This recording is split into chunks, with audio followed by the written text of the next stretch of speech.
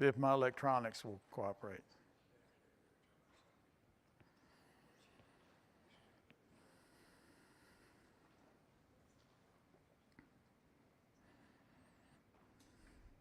I don't know, did you get my verses for tonight?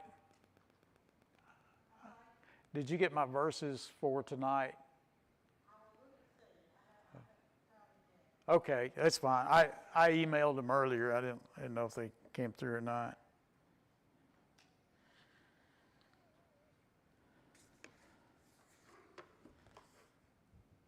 All right, well, good evening. And again, I apologize. I usually don't run that close on time, but it's good to have everybody here. I hate to be late for anything, so I would blame Regina, but I can't really do that this time. So, retirement. I'm getting old and slow, but enjoying it actually. So yeah, retirement's been nice to get used to. So I have no excuses really. So we're going to be continuing our discussion. The book that Mark had presented to us, and I know has been going over the last month or so, is Gods at War by Kyle Idleman. I guess Idleman. And we're talking about those things that really in our day-to-day lives can, as he describes, can become idols. And idols that insert themselves in between us and God. And I know there are several things that can do that, and most of the time it's not intentional on our part, but they are things that kind of tend to take over. And sometimes can become between us and our relationship with God. I know Nathan last week in his talk about success and how success can drive people, motivate them in ways that, again, may take them directions that they don't necessarily intend to go or want to go, but how success can be in and of itself could become between us and God and our relationship with God. So nothing wrong with success, being successful per se, but if it overwhelms you and overcomes you, then it becomes something else. So some of the things that have been talked about in the book are obvious, some are not. Tonight we're going to discuss the God of family. And I had a choice. Mark said the date was chosen, but I really didn't know the topic. And I said, well, let me take family. And after I got into this, I'm like, man, this is tough.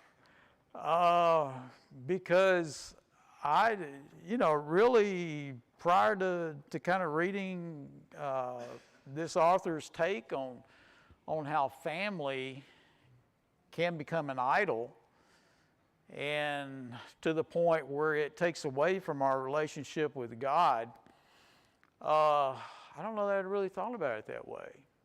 And there are several really good points that I think he brings up in this chapter. So I hope as I bring these up, I certainly hope that you'll jump in there with your thoughts and comments. The basic question from the author is, do we love our families, our spouse, children, parents, those that we're close to, more than we love God? And if you really stop and think about it, I mean, would I do anything for Regina? Yes. Would I do anything for my kids and their spouses and our grandson? Yes. Do I let that, though, my devotion to them, take away from my devotion to God? Maybe. Yeah. Easy to do, though, isn't it? The thing which I mentioned that in the chapter in the book that I wrote, but had to do with one of the things is we have firm thoughts and so forth about our relationship with God, right, wrong, and all those type of things. But then all of a sudden, somebody that matters to us has crossed that line.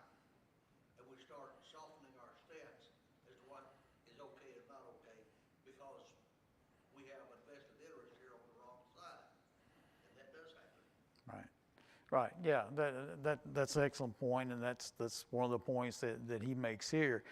He also puts it in a way that I had not thought of before either. When we talk about those that we're really close to, the author asks, he says, do we love the created more than we love the Creator? Think about that. Yeah. Do we love those that he created more than we love the Creator? Now, that can happen. I mean, and let's look at Exodus 20, verses 1 through 4. We're talking about the Ten Commandments here. Pull that up.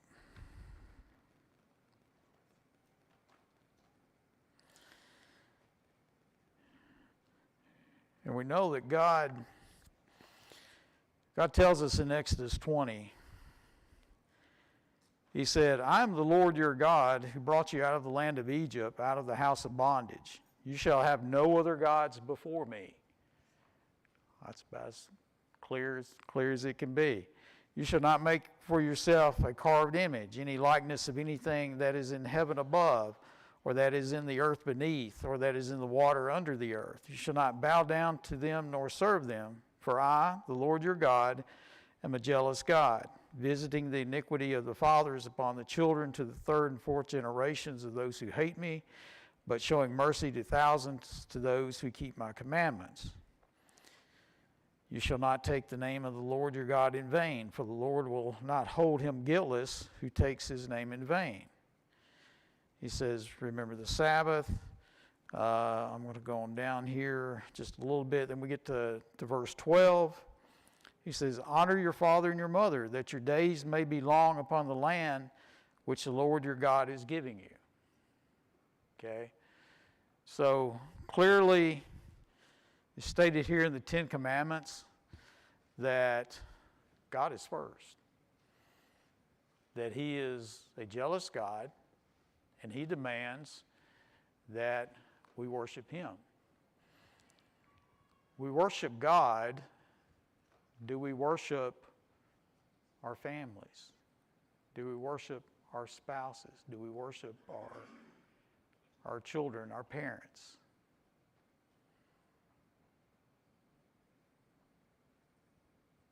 Yes? No?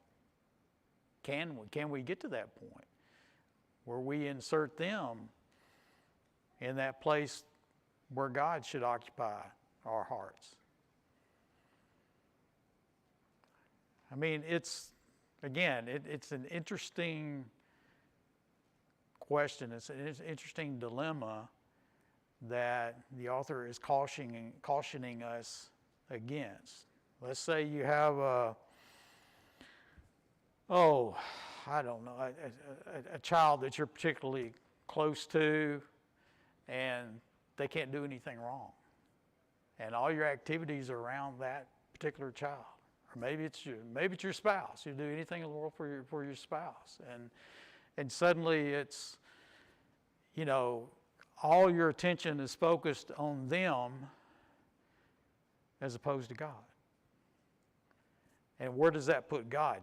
That then has a tendency to put God second and not first, where he should be and actually commands us to be for him.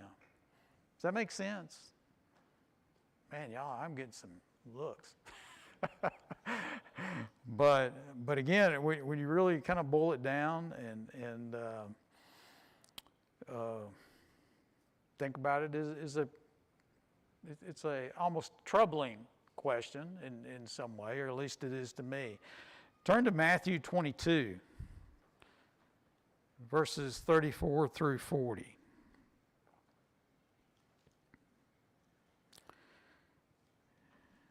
Matthew 22, 34 through 40.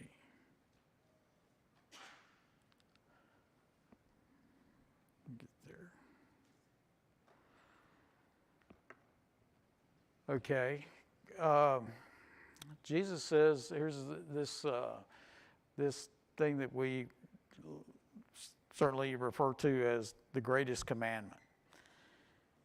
Jesus said to him, verse 37, "You shall love the Lord your God with all your heart, with all your soul, and with all your mind. This is the first and great commandment. And the second is like it. You shall love your neighbor as yourself. On these two commandments hang all the law and the prophets." So, how can we, if we were to love God with all we've got, does that leave us the capacity to love those around us as he tells us that we should? He tells us we should do both, right? So, I mean, God in the Ten Commandments basically said the thing. I'm first, but you still got to honor your parents. Jesus says here, love the Lord your God with all your heart, all your soul, all your mind. This is the first and greatest commandment. But then we're also to love others as he loves us. So, do we have the capacity to do both?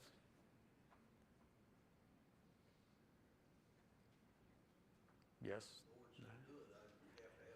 We have to have the capacity. It really is a thing of order, I think, within ourselves, that we put God first, and if he's first, then everything else should fall into place.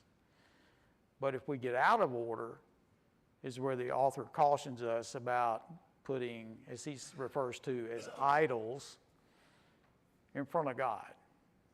And that they take more of our attention, more of our energy than our service to him does. He says, here's a quote from the book. He says, "Our relationship to the Father is more basic to who we are and to why we have been created. We are intended to love our children, parents, siblings, and spouses wholeheartedly, but always in the context of our primary foundational love for God. Worship is for God alone. He must be our deepest love, actually the source of every other love. For only when we love God properly can we begin to love others properly." Do you agree with that statement?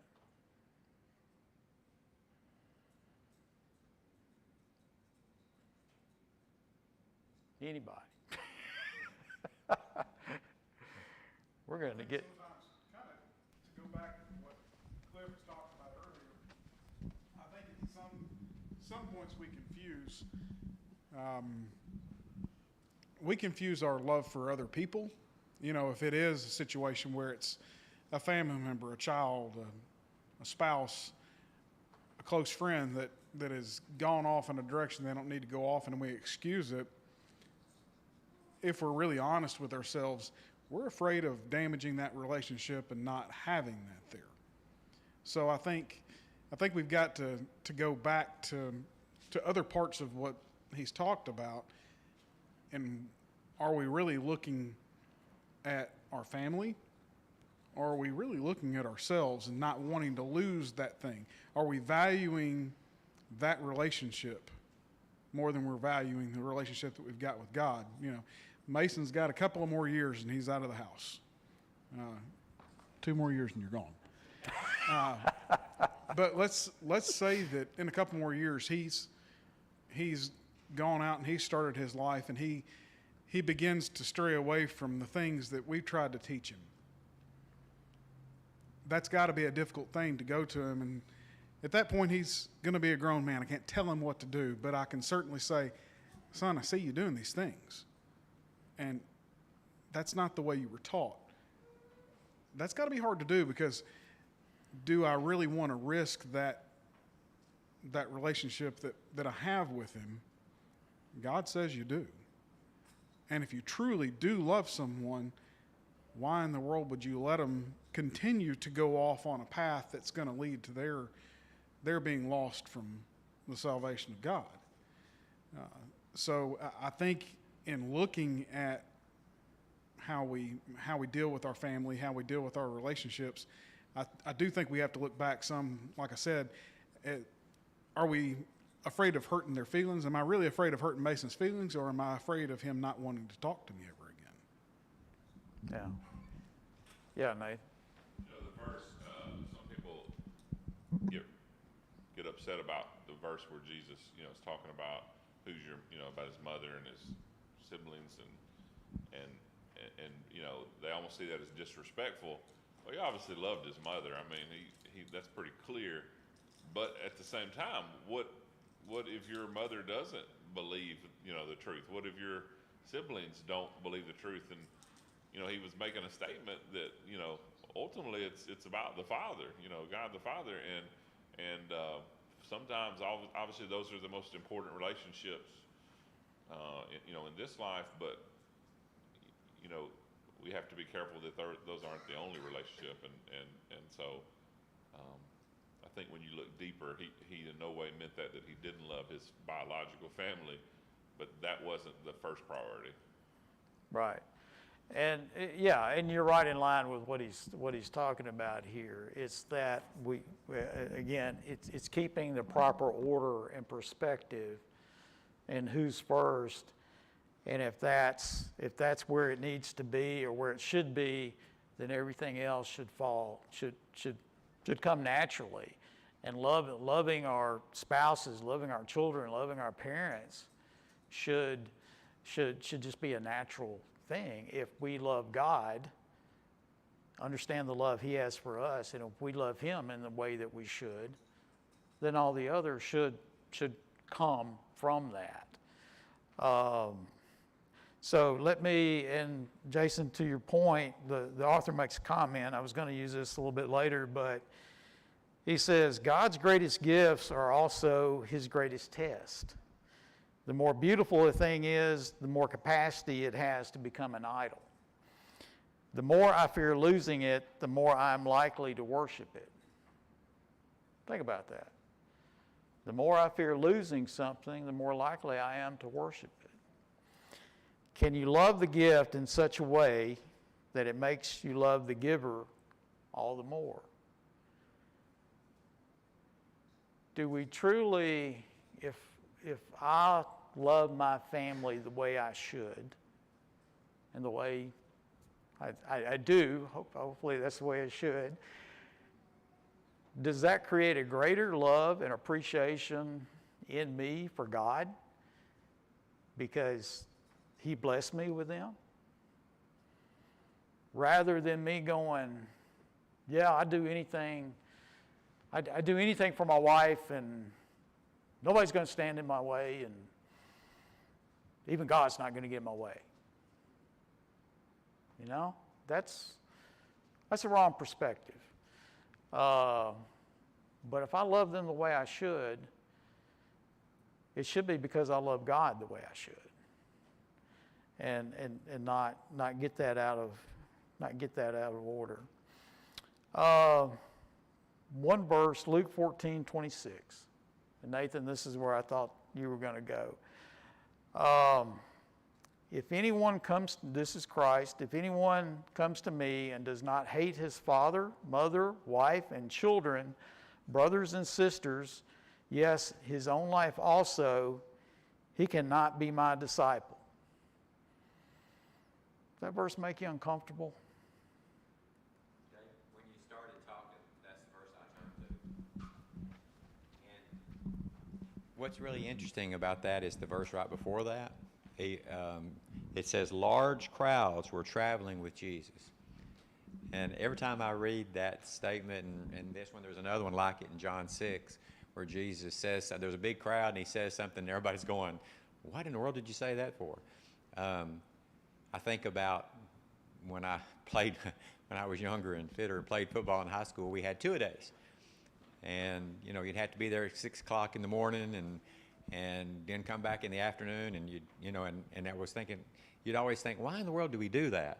And of course, I think the coaches were doing that to try to weed out people who really didn't want to be there. And so I think statements like this that Jesus made, he did that often when there was big crowds. And it was like he was saying, okay, you think you want to be here, let's find out if you really want to be here. And so then he said this, And this statement has always troubled me. And I think because I think oftentimes we'll look at Scripture and we tone it down because it's just so harsh that we think, surely he didn't mean that. Well, I think he did mean it. Now, he didn't mean hate the way but he meant it in comparison to me, in comparison to the kingdom, in comparison to God the Father. It looks like hate. Yeah. Your devotion, your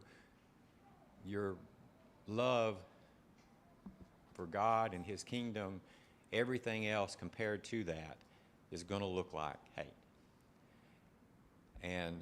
And this topic is troubling, and I think it's right, but it is troubling. I think a good question that I'm asking myself as you're talking is, who do I look for to make me happy?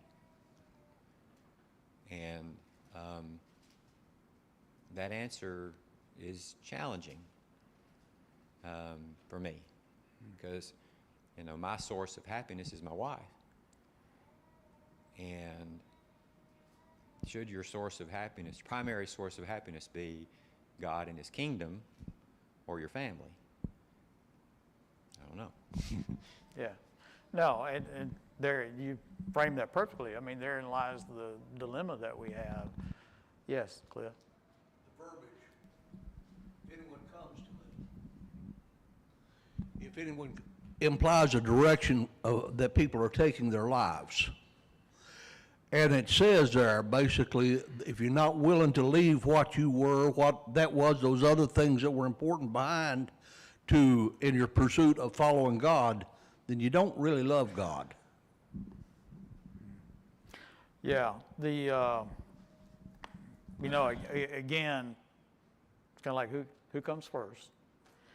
And the language here is disturbing to use hate, as you said, hate in the way we would normally interpret hate. Now, I'm not a Bible scholar at all. The author of the book says, in Jewish culture, hate was used to express a lesser form of love.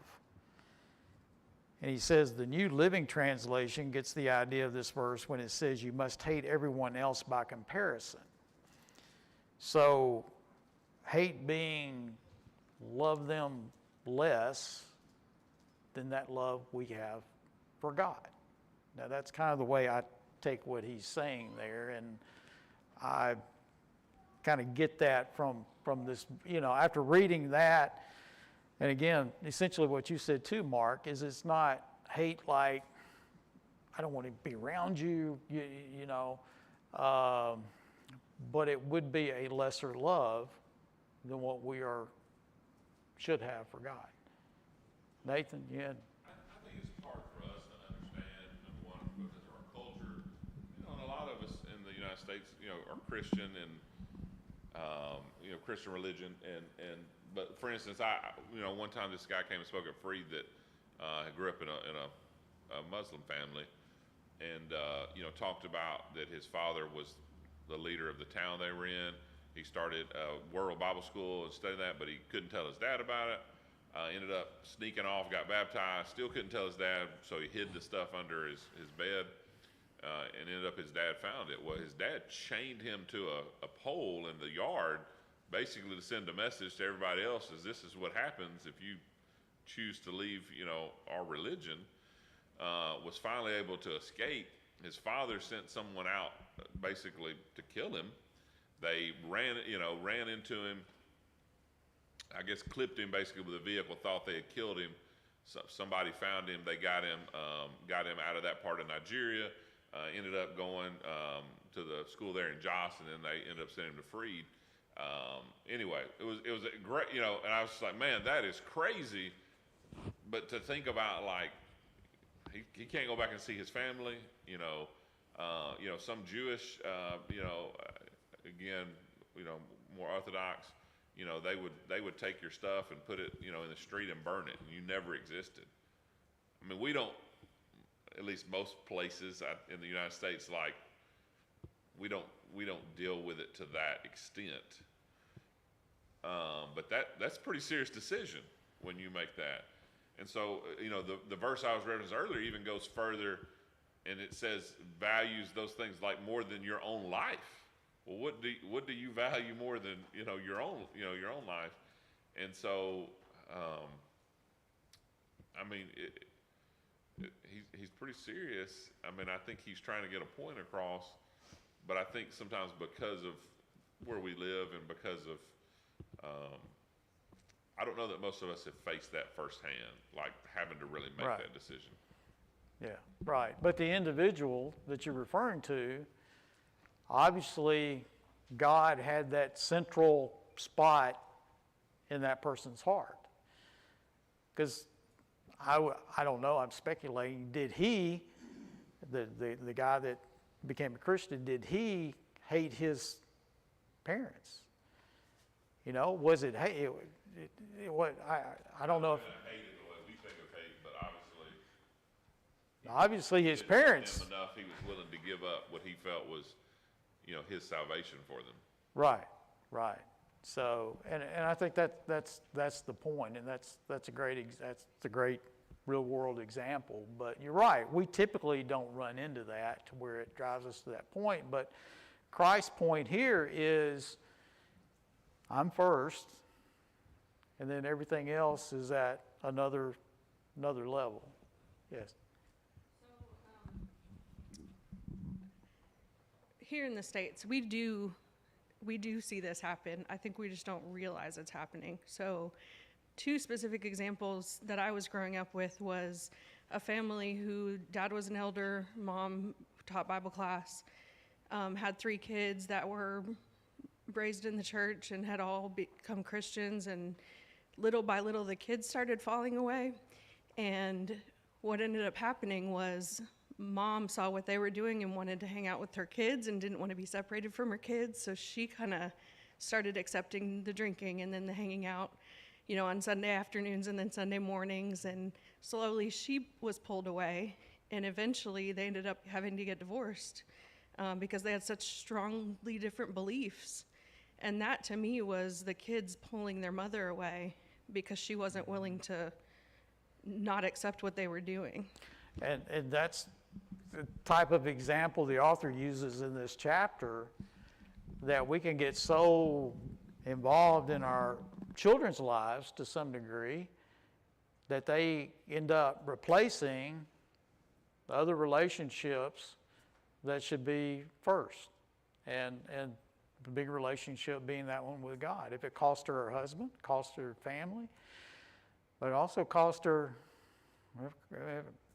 does that cost her salvation in the long run? Because her perspectives and her priorities got changed up. So no, that's perfect example as well. Thank you. Any other thoughts, comments?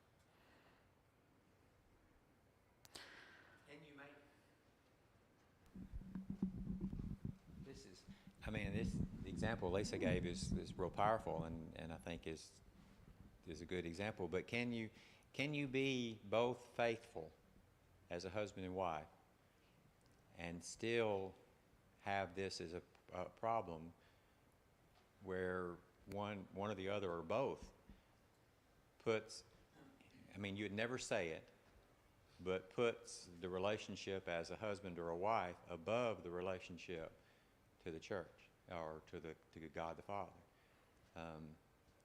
Does that make sense?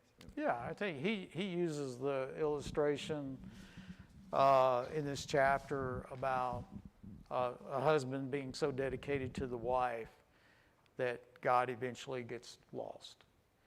And is that kind of what you're? Yeah. So yes, I think that, and I think he laid that out very well, and I do a terrible job of actually trying to explain that. But no, what you said, I think is a possibility, and what he's suggesting that we need to guard against, whether it's a husband that turns to almost worshiping the spouse as opposed to worshiping God, or the other way around, or as she said, the children take over, and we all love our children and we do anything for our children.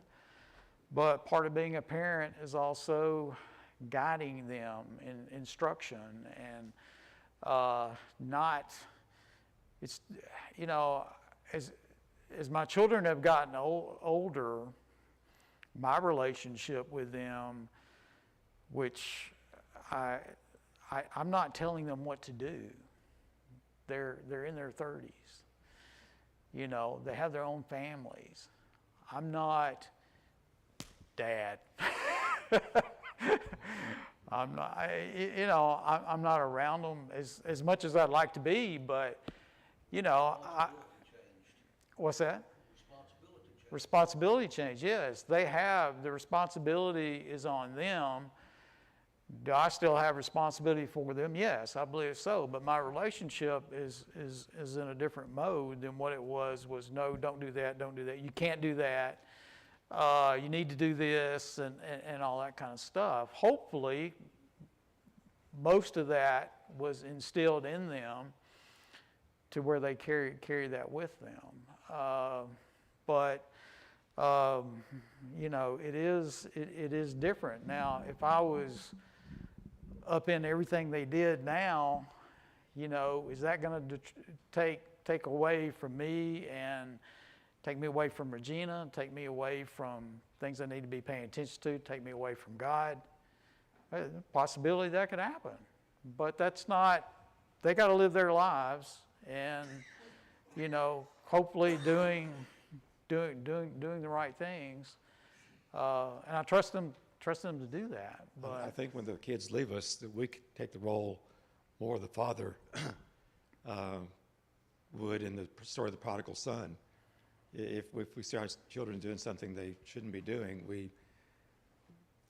and they're at that age you're talking about, you can't go and get in their face. It's a different dynamic at that point. But you're praying, you're watchful, and you're ready to receive them if they. Right. We can pray, and we do. But it's like in that story, the verse that says, when the son came to himself, you know, that's that if they're straying, that's what you pray for. That they come to themselves, that they see what they've done, if they've done something wrong, or they see where they're straying possibly. That's what I pray for. Which all of that leads to, and again, this story, I think as a parent, always makes me uneasy. That story of Abraham and Isaac in Genesis 22. I mean, that really, as far as testing someone's faith and giving any parent anxiety when you read that, it's like, could I do that? Talk about forever changing the relationship. Talk about Abraham. What about Isaac? I mean, Yeah. Do you ever have a close conversation again, or I mean, what does that look like? Yeah. God told me to do it. I don't know. I mean, Well, let's quick. I think we still got time. Genesis chapter 22. Now it says in verse 1, New King James, it's up there. It says, after these things, God tested Abraham and said to him. Okay, so, if God is testing Abraham's faith, then we all know, Abraham and his wife didn't have children when they should have had children, and they're on up in age, and God comes to them and says, oh, by the way, you're going to have a son. And Sarah laughs, and, it's like, you're kidding. So, but anyway, eventually they do have the son God promised them, and that's Isaac. And now God's asking Abraham to take Isaac and offer him as a sacrifice. Now here's the question: does God require or ever ask for human sacrifice?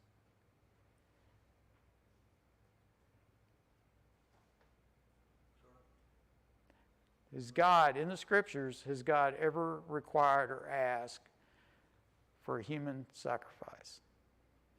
No.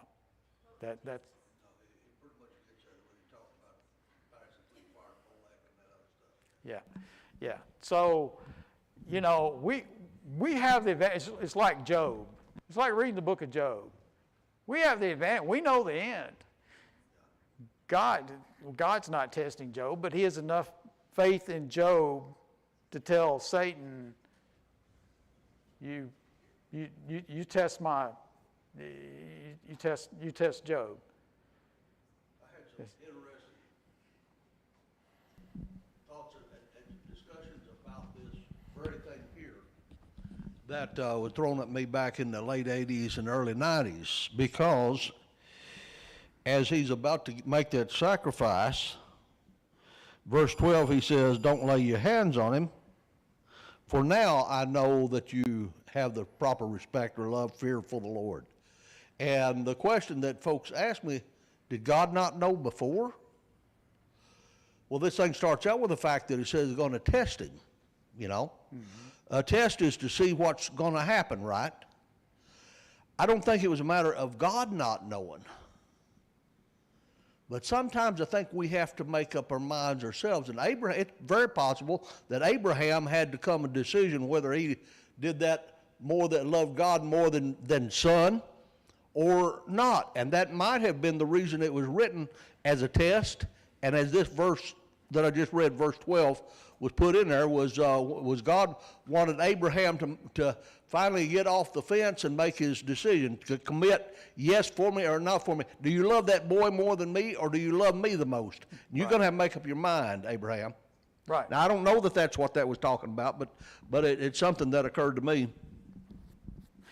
Yeah, I think you're absolutely right, Cliff, is that the test was not, did God not know? Of course God knew, but the test was for Abraham.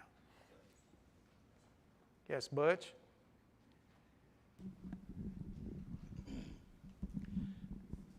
I can only, of course, speak to my own experiences. When I was about 18 or 19, I was talking to Paula and others in her family about what I needed to do. My family told me to leave and never come back if I did it. So I don't know what anybody in my family would have done if God had spoken to them directly and said, kill him as a burnt offering. I don't think they would have gone that far, but I really don't know. So for about 5 years, we were distant. I talked to him, came to see him occasionally, but only very occasionally. And it really interrupted our relationship for quite a long time. But as time passed, they kind of, I guess, looked introspectively and found that, this is my son. I need to be with him. I need him with me. It's not quite the same thing, but I believe it's about as close to anything as any of us will ever come in this life. Not easy. Yeah. They were different people when they died than they were just before that. And so I took care of them when they got sick. I actually moved in with them for a time and lived with them because they needed around-the-clock care. It's a tough situation for everybody, and you will never truly understand what it's like to have a parent say, leave this house now and don't ever come back. Okay, I left. He asked me to. But I didn't go so far that I couldn't turn around and come back. And I'm glad that when they got sick, I had the courage to take care of them. And that was kind of difficult. You know, I'm not going to get into what all my life was like, but it was kind of difficult. And the week before my dad died, I think he was 81, 82. I was, I don't know, in my late 20s, early 30s. No, late teens, early 20s. He had never said anything to me about what he'd done. And it was some truly difficult things to understand. But about a week before he died, he said, in his vernacular, I'd done some terrible things to you kids. Yeah. And he said, I want you to forgive me. I said, I want to tell you something, Dad. If I had not forgiven you back when I was 19 and maintained some semblance of a relationship with you, it would have eaten me alive inside.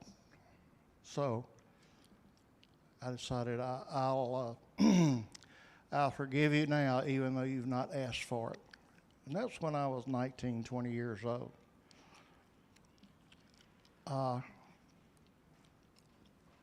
It was, to say the least, very challenging. And so we finally got past all that. And I took care of him, and I understand that this was a selfish reason. But when they were gone, both of them, I did not want to have anything to regret. So when my mom got sick first, I moved in with her because she was a lot sicker right at first. For, I don't know, what was it, maybe 6 months or so. And took care of her. And then about a year later, when he got sick, I moved in with him again for several months to take care of him because he was absolutely helpless. I can see this verse from a different perspective than most people. Well, thank you for sharing that, and you just summed up the entire lesson. I mean, you kept your focus on what was truly important, and as a result of that, your actions toward your parents, regardless of what had happened in the past, were reflective of God telling us to love, to honor our parents, to love those around us, and you certainly demonstrated an outpouring of love by taking care of them, despite what had happened in the past. So again, thank you for sharing that. One more thing, I want to leave you with this, kind of the bottom line of this particular part of the book. It says, when we love others best, we love others best when we love God the most. Flipping that love the other direction risks putting something, and in this particular instance, that something is family, between us and God. And Butch, it would have been real easy for you in that example and what you shared to have done that. But you chose to go the direction you felt like was right, and that was toward him. So again, thank you. And I appreciate your comments. Again, this was kind of an interesting class to try to teach and make some sense out of, but it is very thought-provoking at least. So thank you.